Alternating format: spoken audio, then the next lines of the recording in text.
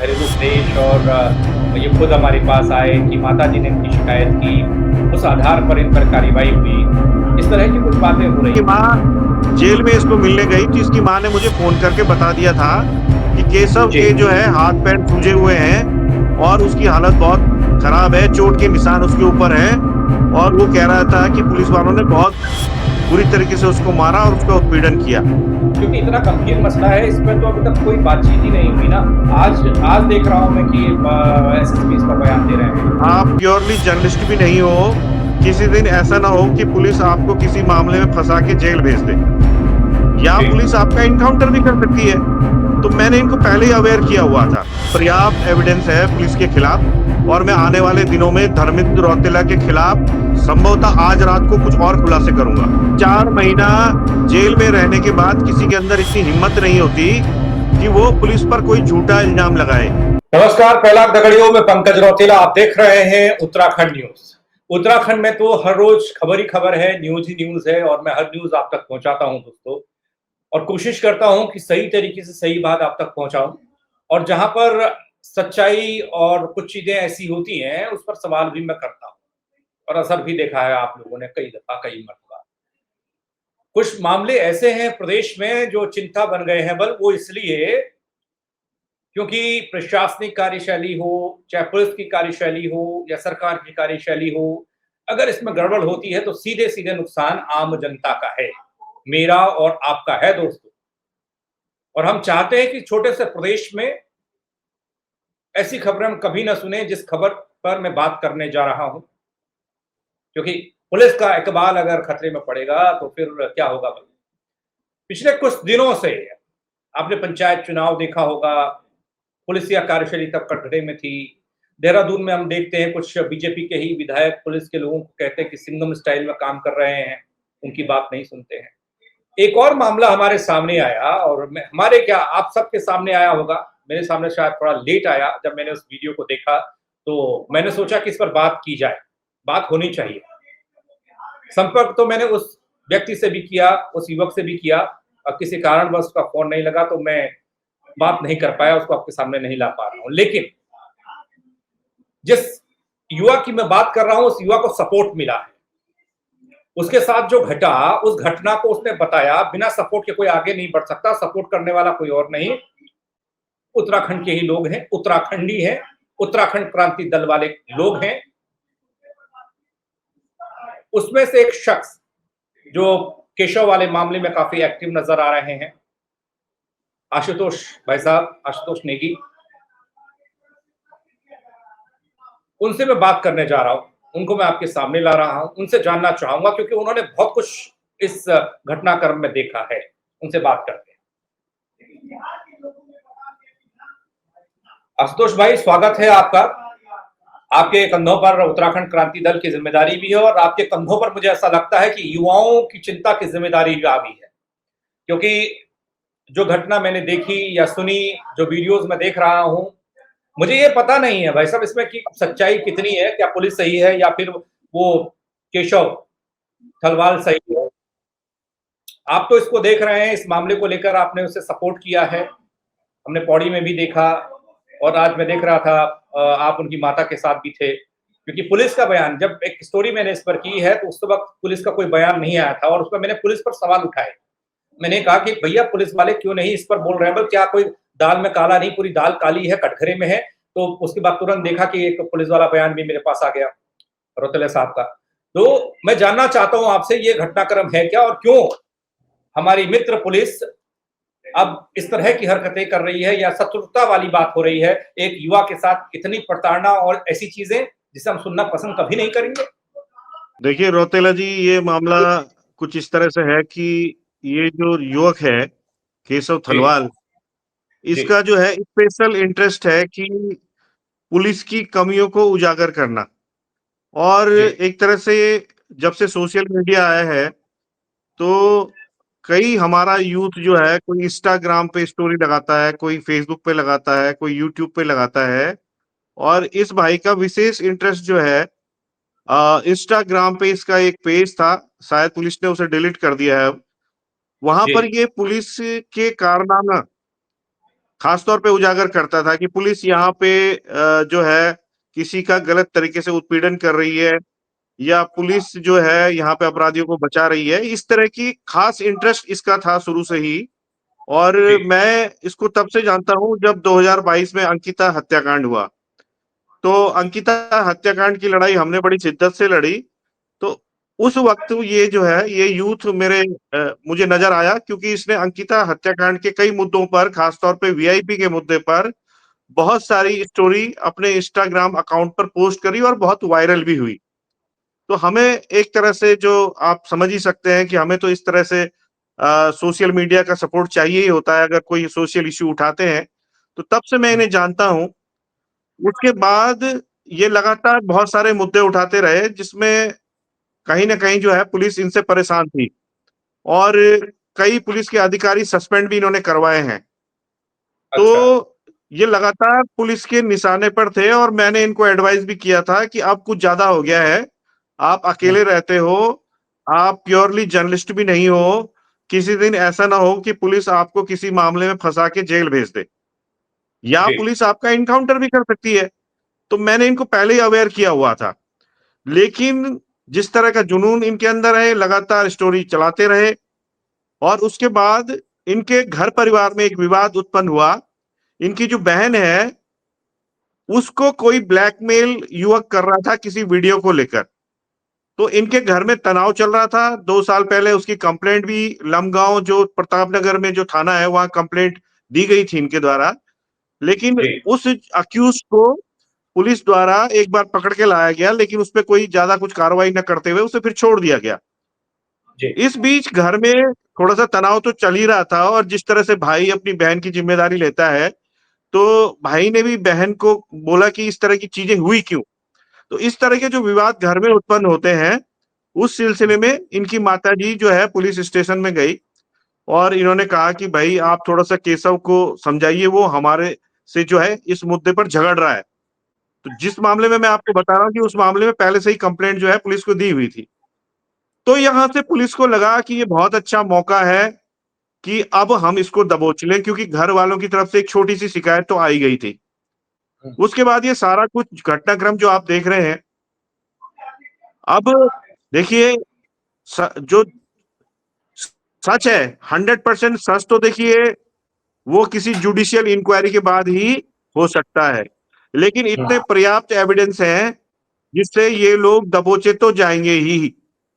क्योंकि जिस तरह से ये थाना लमगाँव का प्रकरण है और ये इसको रास्ते से उठा के ले गए, इन सब की लोकेशन जो है, कोटी कॉलोनी का जो चौकी है, जहाँ इन्होंने रात भर उत्पीड़न किया, जी, उसमें मिलेगी, अगर इसकी ढंग से इंक्वायरी की जाए। रास्ते में जहाँ से उठा के ले गए, वहाँ पे प्रत्यक्षदर्शी कुछ महिलाएँ हैं। तो अगर जी, इस तरह की बात भी होगी तो ये लोग पकड़ में आएँगे। और ये भी समझने की बात है कि 4 महीना जेल में रहने के बाद किसी के अंदर इतनी हिम्मत नहीं होती कि वो पुलिस पर कोई झूठा इल्ज़ाम लगाए। और मैं आपको एक चीज़ और बताना चाहता हूँ कि चा 3 साढ़े 3 महीने पहले जब इसकी माँ जेल में इसको मिलने गई, तो इसकी माँ ने मुझे फ़ोन करके बता दिया था कि केशव जी, के जो है हाथ-पैर सूजे हुए हैं और उसकी हालत बहुत खराब है, चोट के निशान उसके ऊपर हैं और वो कह रहा था कि पुलिस वालों ने बहुत बुरी तरीके से उसको मारा और उसका उत्पीड़न किया। तो ऐसा नहीं है कि उसकी माँ कोई झूठ बोल रही है। तो थोड़ा धर्मेंद्र बताइएगा। रौतेला और बाबू खान के खिलाफ लगातार कई शिकायतें अब अन्य लोग भी करने लगे हैं और जी, उसके भी एविडेंस हमें धीरे-धीरे प्राप्त हो रहे हैं, जिसे हम धीरे-धीरे समाज के सामने लाएँगे कि ये जितना अपने आप को पाक-साफ बता रहे हैं, उस तरह का चरित्र इनका है नहीं। जी। एक ये तो बात आपने बता दी। मैं अभी थोड़ी देर पहले जिस पर आरोप लग रहे हैं, रौतेला साहब की बात भी सुन रहा था, उनका कहना कुछ और है इस मामले में। वो बाइट आपने सुनी होगी जो वो कह रहे हैं कि इनका घरेलू क्लेश और ये खुद हमारे पास आए, इनकी माताजी ने इनकी शिकायत की, उस आधार पर इन पर कार्रवाई हुई। इस तरह की कुछ बातें हो रही हैं। क्या इसे मॉडिफ़ाई किया जा रहा है, कुछ बदला जा रहा है या पुलिस क्योंकि इतना गंभीर मसला है, इस पे तो अभी तक कोई बातचीत ही नहीं हुई ना।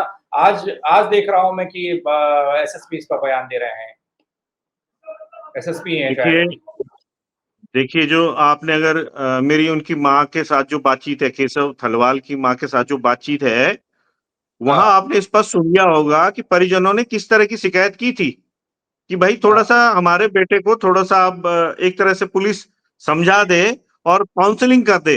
काउंसलिंग करने की बात थी। और आप समझिए ना, जब 2 साल से पुलिस के पास वो शिकायत पेंडिंग थी और जो उनकी बेटी को यानी कि केशव की बहन को ब्लैकमेल कर रहा था, उसके खिलाफ पुलिस कोई कार्रवाई नहीं कर रही थी, तो उस सिलसिले में भी उसकी माँ उन्हें मिलने गई थी।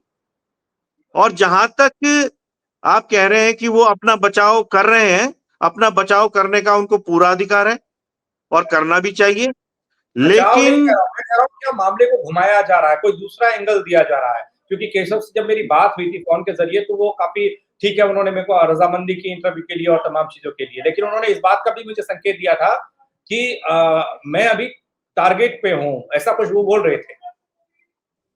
ना नहीं, इसलिए क्या पुलिस घुमाकर इधर मामले को घुमाकर उधर कुछ और बात करना ये तो मुझे चाहती है? नहीं पता। हुँ, लेकिन नहीं, रौतेला साहब देखिए, ऐसा है ना, हमारा काम मुद्दों को उठाना है और हमारे पास पर्याप्त एविडेंस है पुलिस के खिलाफ। और मैं आने वाले दिनों में धर्मेंद्र रौतेला के खिलाफ संभवतः आज रात को कुछ और खुलासे करूंगा, जिससे आपके जो सवाल आप मुझसे पूछ रहे हैं, फिर आप हाँ, धर्मेंद्र रौतेला कुछ कहने लायक स्थिति में नहीं होगा।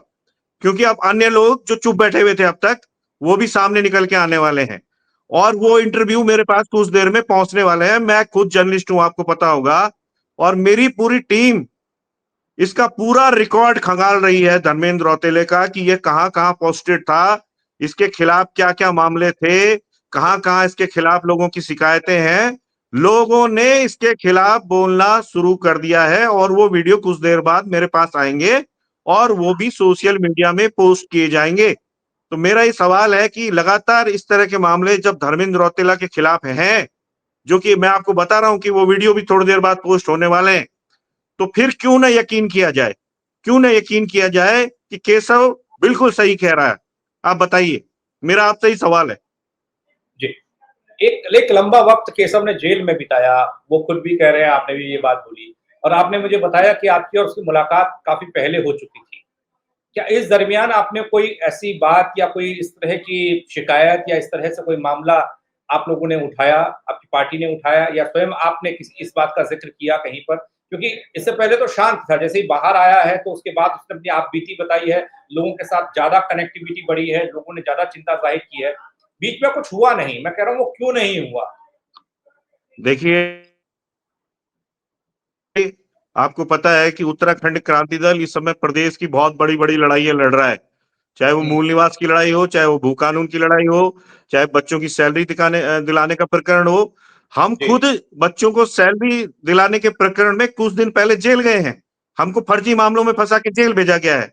तो हम लोग तो लगातार समाज की लड़ाइयां लड़ ही रहे हैं। वो आप किसी से भी पूछ सकते हैं। सोशल मीडिया गूगल करके आप सारा खंगाल सकते हैं कि पिछले 2-3 साल से हम लोग क्या काम कर रहे हैं। अब केशव हलवाल का मैं आपको पहले ही कह रहा हूं कि स्पेशल इंटरेस्ट पुलिस के खिलाफ, जो पुलिस की गलत एक्टिविटी है, पुलिस अधिकारियों की जो गलत कारनामे हैं, जहां वो अपराधियों को बचा रहे हैं और निर्दोषों को फंसा रहे हैं, जिसमें खासतौर पे एक मामले का मैं जिक्र करना चाहूंगा। जो रुड़की में एक मुस्लिम युवक था, जिसको चारों तरफ से पुलिस वालों ने घेर लिया और तालाब से बाहर नहीं आने दिया, उसके बाद वो डूब के मर गया। वो वीडियो सोशल मीडिया अकाउंट पर केशव ने पोस्ट किया था। हमने भी अपने फर्दर कमेंट के साथ उसको आगे बढ़ाया था और उसमें जांच हुई है और उसमें कोर्ट ने जो है कई पुलिस वालों को उसमें संदेह के घेरों में ले लिया है और उन पे कानूनी कार्रवाई होने वाली है। तो ऐसा नहीं है कि पुलिस के जो कारनामे थे वो फर्जी तरीके से थलवाल जो है उन मामलों को उठा रहा था। कई मामले ऐसे हैं जिसमें खास तौर पे रुड़की का जो मामला है, उसमें पुलिस कर्मियों के खिलाफ बहुत कड़ी कार्रवाई होने वाली है। कोर्ट के डायरेक्शन उसमें आ गए हैं। आप चाहें तो पुलिस महकमे से उस बारे में पता भी कर सकते हैं। तो ये सब लगातार, और मैंने आपको बताया कि कई अधिकारी सस्पेंड हुए हैं। ये धर्मेंद्र रौतेला जो है खुद ये प्रॉपर्टी का काम करता था। इसके पर्याप्त एविडेंस हमारे पास है। प्रॉपर्टी के कारोबार में कहां-कहां इसका क्या-क्या लेन-देन था, किन-किन लोगों का उत्पीड़न किया, वो सारे वीडियो हम आज रात तक फिर से पोस्ट करने वाले हैं। तो ऐसा नहीं है कि धर्मेंद्र रौतेला या बाबू खान बिल्कुल पाक साफ हैं। इनके मामले भी लगातार केशव द्वारा उठाए जा रहे थे और इसी वजह से धर्मेंद्र रौतेला परेशान था कि इसको किस तरह से चुप किया जाए। और ये मौका परिजनों की जो आप कहेंगे एक छोटी सी भूल ही है, जिन्होंने उत्तराखंड पुलिस को रक्षक समझा और वो भक्षक निकली। तो ये पूरी सच्चाई है। बाकी समय आने पर आपके सामने सारी चीजें आ जाएंगी। आप भी थोड़ा सा धैर्य बना के रखें। जी। नहीं, मैंने तो धैर्य बनाया हुआ है, मैं तो खुद केशव से जानना चाह रहा था। मैं तो आपको तब बीच में लाया हूँ जब मैंने आपकी और केशव की माँ की बातचीत को सुना। तो उसके बाद एकदम से मुझे ऐसा लगा कि नहीं, आपसे भी पूछा जाना चाहिए।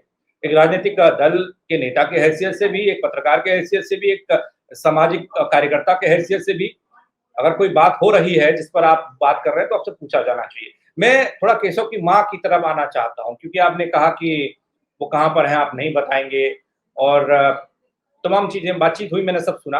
उन्होंने अपनी तकलीफ भी बताई। और क्या कुछ ऐसा रहा है उस बातचीत के दौरान? क्योंकि जो हमने सुना उतना ही था, और उसमें क्या-क्या चीज़ें समझ में आई? थोड़ा बता पाएँगे आप दर्शकों को? बता पाएँगे कि क्या दर्द है माँ का? हालाँकि अपने बेटे के लिए तो कोई भी माँ सबके लिए एक जैसी होती है, जैसा ही बच्चा है। लेकिन क्या था ऐसा? क्योंकि उन्होंने माना कि देखिए, वो खुद गई, बस उसी लिए उसके बाद पुलिस को मौका मिल गया। एक माँ कोई ने सिलेंडर देखिए, आपने पुलिस अगर को वो वीडियो घर ढंग पे आ से रहा है। देखा हो, सुना हो, तो जी, माँ उसमें ये कह रही है कि मैं तो पुलिस के पास केवल इसलिए गई थी कि जो पुराना 2 साल पुराने जो पुरानी जो कंप्लेंट थी, जिसमें उनकी बेटी को कोई युवक ब्लैकमेल कर रहा था, उसको हुँ, लेकर परिवार में तनाव था और पुलिस उसमें कोई कार्रवाई नहीं कर रही थी। और उसी की वजह से केशव और उसकी बहन के बीच में कुछ कहा-सुनी और इस तरह की चीजें चल रही थी। जैसे आप समझ ही सकते हैं कि किसी की बहन के साथ अगर इस तरह की बात होगी, तो भाई भी थोड़ा-सा बहन को तो बोलेगा कि भाई इस तरह की चीजें नहीं होनी चाहिए, आखिरकार ऐसी स्थिति आई क्यों?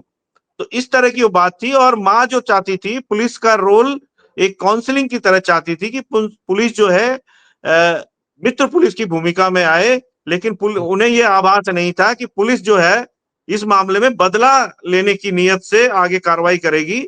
और बाबू खान का जहां तक मैं आपको बताना चाहता हूं कि बाबू खान जो है, केशव का साफ तौर पे कहना है कि उसने जानबूझ के खरोंचे अपने पे मारी। और उसके बाद जब उसका आप जानते होंगे कि जेल भेजने से पहले मेडिकल करवाना पड़ता है पुलिस को। जब मेडिकल करवाया गया तो वहां पे जो मेडिकल कर रहे थे, उन्होंने भी जो केशव की हालत थी, जो उसके पांव सूजे हुए थे, जो उसकी बहुत जख्म उसके दूर से दिखाई दे रहे थे, उसको लेकर बोला कि यार पुलिस वाले कह रहे हैं कि इन बातों को रहने देना। तो कहीं ना कहीं जहां मेडिकल हुआ, उनकी भूमिका भी संदिग्ध है। इसके अलावा कई चीजें अब धीरे धीरे हम आपको बताएंगे। कुछ वीडियो फुटेज भी हमारे पास आ रहा है, ऑडियो रिकॉर्ड हमारे पास आ रहा है, जिसमें पुलिस की सीओ तक की अधिकारी, सीओ स्तर की अधिकारी भी केशव की मां को समझा रही है कि ये बदले की कार्रवाई थी। केशव को चुप कराने का एकमात्र यही तरीका था कि उसको किसी तरीके से जेल भेजा जाए। तो ये सारी चीजें धीरे धीरे आएंगी और उसको हम मीडिया में भी आगे बढ़ाएंगे, तो सारी चीजें आपको स्पष्ट भी हो जाएंगी। जी। ये एक पूरी टीम को हम ले लें, कटघरे में पूरी टीम है, क्योंकि आपने कहा कि पर्वतला साहब का ज़िक्र हो रहा है, बाबू खान का ज़िक्र हो रहा है, एक जो उनकी माताजी ने बताया कि कोई महिला हैं, पुलिसकर्मी, वो सीओ साहब, वो भी इन्वॉल्व इसमें हैं। क्या समझ लिया जाए कि पूरा का पूरा महकमा, और साथ ही आप बता रहे हैं कि मेडिकल, उस मेडिकल का ज़िक्र पुलिस ये रौतेला जी भी कर रहे हैं अपनी बाइट में कि अगर होता तो मेडिकल में आता जेल जाने से पहले, और वो कुछ आया जी, नहीं जी। ऐसे। वो लोग कौन थे? जी, उनका जी। उनका भी पर्दाफ़ाश होना चाहिए ना। भाई मैं तो ये चाहता हूँ जी, जी। कि आप बोलें कि वो मेडिकल कहाँ पे हुआ था, बताएँ हमको, बताइए कहाँ पे मेडिकल हुआ था? देखिए ऐसा है कि अभी तो आपको जो मैं आपको जो इंटरव्यू दे रहा हूँ, मैं हुँ, भी इसका इन्वेस्टिगेशन ही कर रहा हूँ। उन लोगों के बारे में पड़ताल ही कर रहा हूँ, क्योंकि पिछले कुछ दिनों से ही मैं केशव से मिल पाया हूँ। उससे पहले तो आपको पता ही कि 4 महीने से वो जेल में था, तो उससे कोई बातचीत हो नहीं पाई थी। वो कल से मेरे पास पहुंचा है, जब वो अंकिता भंडारी की बरसी को लेकर मैंने उसको बुलाया, पौड़ी में बुलाया था कि यहाँ पर हुँ, 3 साल अंकिता की बरसी को हो गए।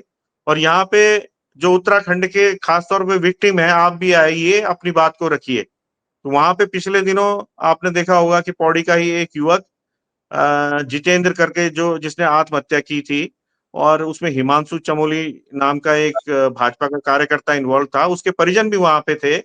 तो ये मेरे पास कल ही पहुंचा है और धीरे-धीरे मैं भी खुद इससे बहुत सारी चीजें इकट्ठा कर रहा हूँ और इसने मुझे बताया है कि कहाँ पे क्या हुआ है, किसने मेडिकल किया है। अब उनके भी मैं डिटेल निकाल रहा हूँ और आपको शायद ये भी जानकारी होगी कि मैं खुद वकील भी हूँ। मैं अधिवक्ता भी हूँ, अंकिता केस की पैरवी भी मैंने काफ़ी हद तक आप समझेंगे कि बैक साइड से मैं ही उसको पूरी जो है पैरवी करता था, उसकी जो केस फाइल थी, पैरोकार आप कह सकते थे, क्योंकि जो कोर्ट में बहस करता है वो वकील अलग होता है, लेकिन जो पेपर वर्क करता है, जो एविडेंस कलेक्शन करता है, बयान कलेक्शन करता है, जो इन्वेस्टिगेट करके बताता है कि इसमें इस बिंदु को उठाया जाएगा तो कहीं न कहीं अपराधी शिकंजे में आएँगे। तो ऐसा ही मैं केशव के मामले में भी सारे एविडेंस साक्ष्य संकलन कर रहा हूँ और मुझे पता है कि पुलिस इसमें जो है जो आयुष अग्रवाल हैं एसएसपी टिहरी, वो साफ तौर पे कह रहे हैं कि ऐसा सब कुछ गलत बताया जा रहा है और हमारा जो पुलिस अधिकारी है धर्मेंद्र रौतेला या बाबू खान, वो पाक साफ है। ये देखिए पुलिस कर्मी एक-दूसरे को हेल्प करते हैं और यहाँ तक कि ऊपर के अधिकारियों तक जो है इन पुलिस वालों के जो छोटे स्तर के अधिकारी हैं, इंस्पेक्टर हैं, सब इंस्पेक्टर हैं, वो किसी किसी बड़े अधिकारी के आप कह सकते हैं कि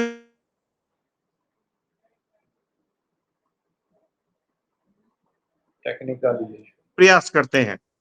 तो ये अभी हमारा मकसद ये था कि हम जो है समाज के सामने इन चीजों को लेकर आए और कम से कम पुलिस जो महकमी है, जो उत्तराखंड के मुख्यमंत्री हैं, जी। को कम से कम लाइन हाजिर तो किया जाए। ये तो कम नहीं कह रहा हूं कि आशुतोष नेगी ही इस मामले में जांच अधिकारी है। जांच अधिकारी पुलिस की तरफ से नेचुरली सीओ बता रहे हैं कि सीओ स्तर के किसी अधिकारी को एसएसपी ने जांच दे दी है। जब ये जी। पूरा मामला हमने उठाया है तो आप देख रहे होंगे कि सारी चीजें अब पुलिस भी अपने डिफेंस मैकेनिज्म जो है वो तैयार कर रही है। लेकिन हम इसमें सहमत नहीं है, हम इसमें जुडिशियल इंक्वायरी चाहते हैं।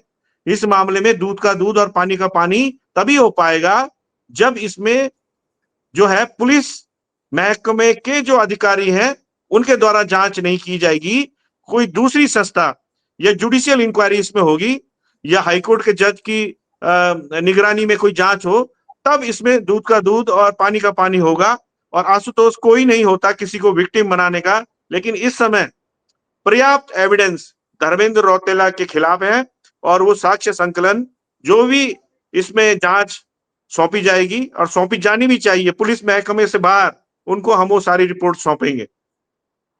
जी। आपने एक बात का और ज़िक्र किया है, जब आप केशव की मम्मी से बात कर रहे थे, माँ से, तो आपने कहा कि आप कुछ करने वाले हैं। मतलब ये वीडियोज़ जारी करेंगे या कुछ और करने वाले हैं या पार्टी करने वाली है आपकी उत्तराखंड क्रांति दल? देखिए देखिए हम राजनीतिक दल हैं और हुँ, लोकतांत्रिक तरीके से हमारे बहुत सारे हथियार हैं जिनमें से हमने अभी किसी भी हथियार का कोई भी प्रयोग नहीं किया है। हुँ।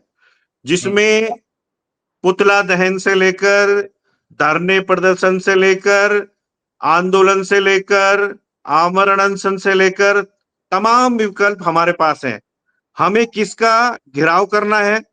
हमें एसएसपी टिहरी का घेराव करना है, हमें डीजीपी उत्तराखंड का घेराव करना है, हमें मुख्यमंत्री कार्यालय का आवास का घेराव करना है, हमें जाना कहाँ है, ये हम रणनीति निश्चित तौर पे बना रहे हैं।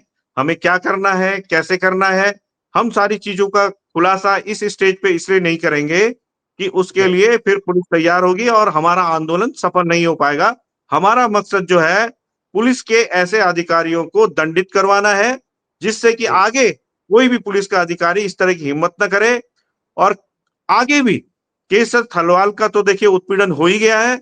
आगे हुँ। कोई इस तरह से कोई परेशान ना रहे, कोई परिवार परेशान ना रहे और पुलिस की छवि भी पाक-साफ बनी रहे।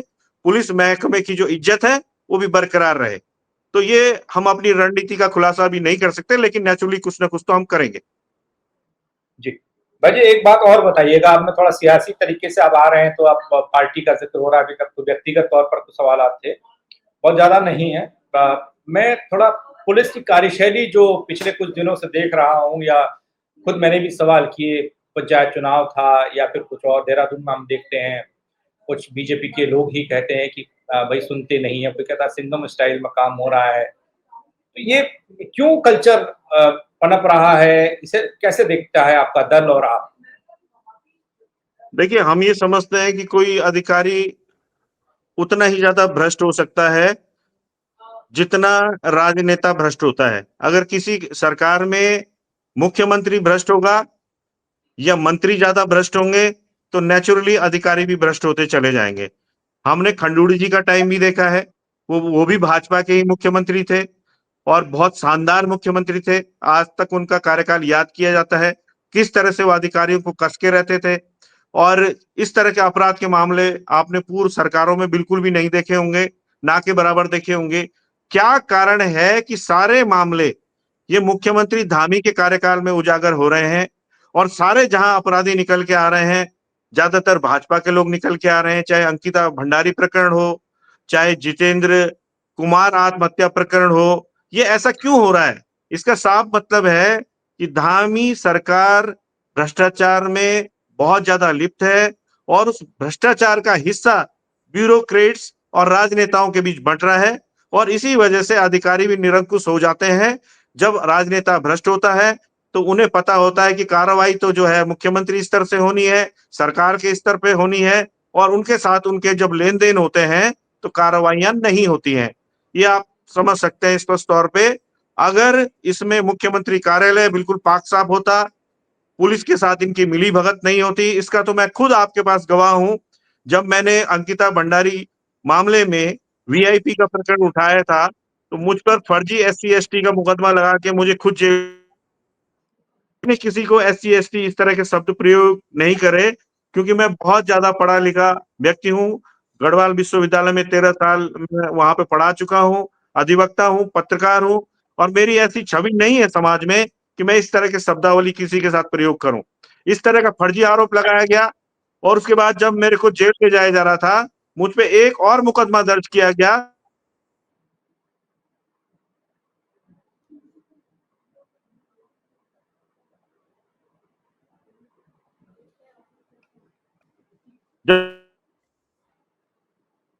तो केशव थलवाल तो बहुत एक यंग लड़का है और उसका जी। इस तरह का कोई बैकग्राउंड नहीं है कि वो अपना डिफेंस भी कर सके। तो पुलिस की इतनी हिम्मत बढ़ चुकी है कि वो मुझ जैसे एक काबिल अधिवक्ता पर, पत्रकार पर, जो गढ़वाल विश्वविद्यालय में शिक्षण कर चुका है, जो एमपी का चुनाव लड़ चुका है, उस पर इतने हल्के आप इल्जाम लगा रहे हो कि मैंने वर्दी फाड़ी।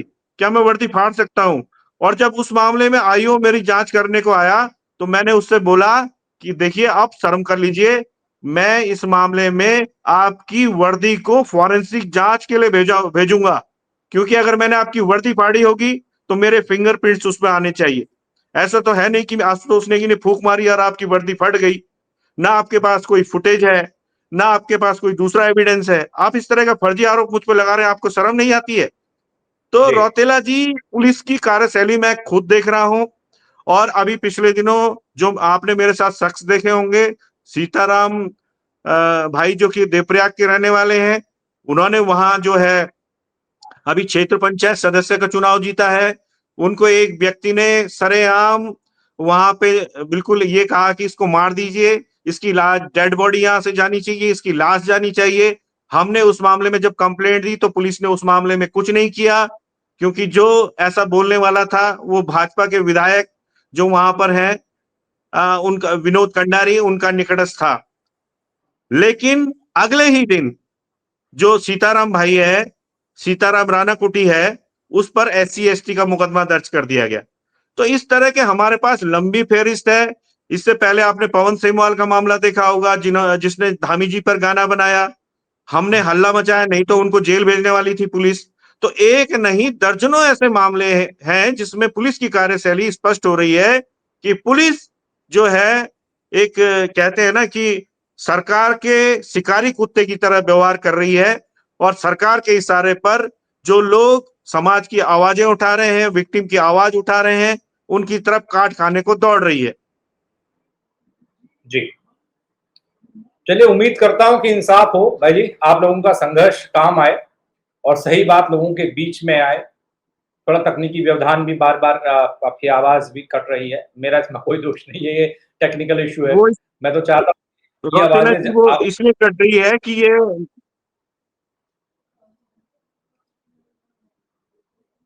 बताएँ भाई जी।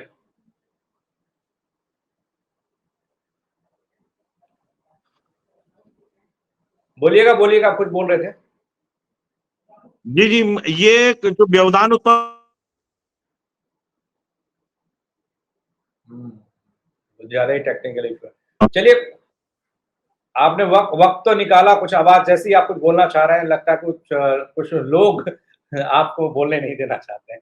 बहुत शुक्रिया भाई जी, आपने वक़्त निकाला। उम्मीद करता हूँ कि न्याय मिले, इंसाफ मिले, जो सच है वो सबके सामने आए, चाहे वो ये आपकी लड़ाई जो आप लड़ रहे हैं इस मसले पर हो या फिर और तमाम मसले जो भी आप बात कर रहे हैं कि वीडियो जारी होंगे या फिर जो भी चीज़ें होंगी, मुझ तक भी पहुँचाइएगा। कोशिश करूँगा कि मैं भी जनता को दिखा पाऊँ, बता पाऊँ, आकलन कर पाऊँ कि प्रदेश में हो क्या रहा है। मैं भी चाहता हूँ कि एक बेहतर और सुरक्षित उत्तराखंड हो और यहाँ के युवाओं को एक मिसाल के तौर पर देखा जाए, क्योंकि हम देख पा रहे हैं बहुत सारे युवा हैं मेरे जैसे, आपके जैसे लोग, आप तो मेरे से बड़े हैं, जो लोग आत्मनिर्भर हो रहे हैं इस इंस्टाग्राम, यूट्यूब, फेसबुक के ज़रिए ही।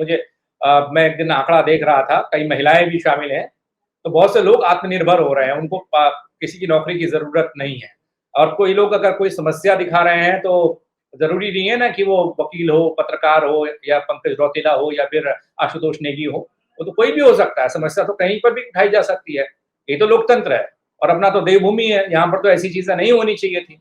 इसीलिए मैं भी थोड़ा चिंतित हूँ इन बातों को लेकर। हालाँकि मैं इंतज़ार कर रहा हूँ कि इस मामले पर क्या निकल कर आता है।